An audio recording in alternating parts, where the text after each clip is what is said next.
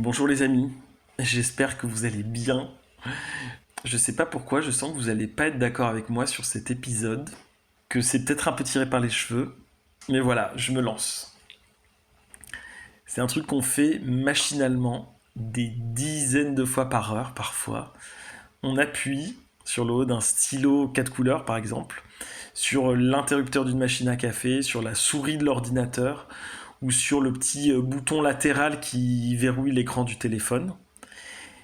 Et ça, c'est un geste minuscule, mais il est vraiment au cœur d'une espèce de contrat secret entre notre système nerveux et la matière. Et c'est le clic. C'est pas juste un bruit, c'est une sorte de résistance mécanique qui est calculée, parce que les ingénieurs ils passent des mois à concevoir ce qu'on appelle le tactile feedback. Et il faut que le ressort il oppose une légère force, puis qu'il lâche brusquement. Et c'est ce moment précis, clic, cette rupture de tension qui envoie une décharge de dopamine directement dans notre cerveau.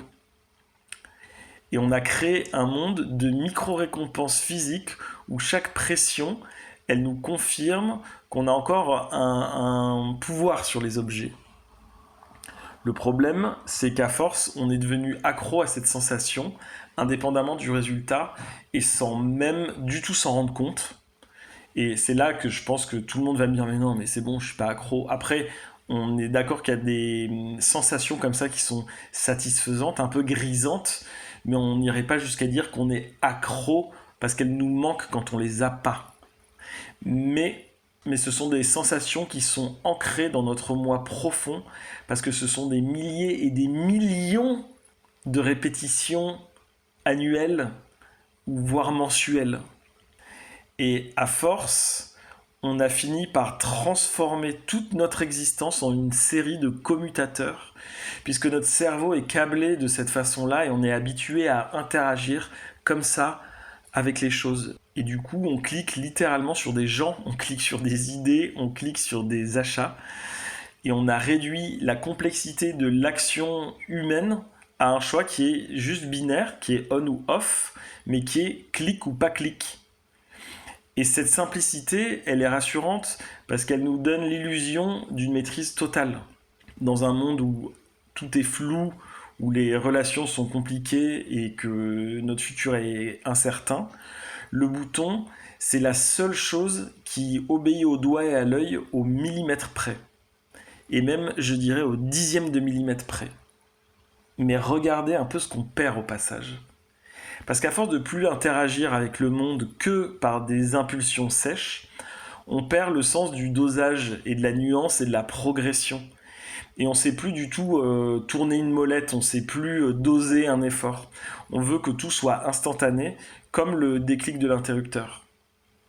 Et à force, on s'épuise dès que la réalité demande une pression continue, une patience un peu organique, un mouvement qui se résout pas en une fraction de seconde, ou quelque chose qui est plus progressif, ou qui a, comment dire, douceur, force, douceur, où il y a des différences d'intensité dans le mouvement. Et à force, on finit par vivre dans une espèce de tension permanente. On a l'index qui est un peu toujours en suspens et qui est prêt à déclencher la prochaine microdose de satisfaction. Et on a construit une civilisation entière de la gâchette où le plaisir, c'est devenu une succession de petits chocs électriques. Donc on repose son téléphone, on éteint la lumière, on ferme la porte.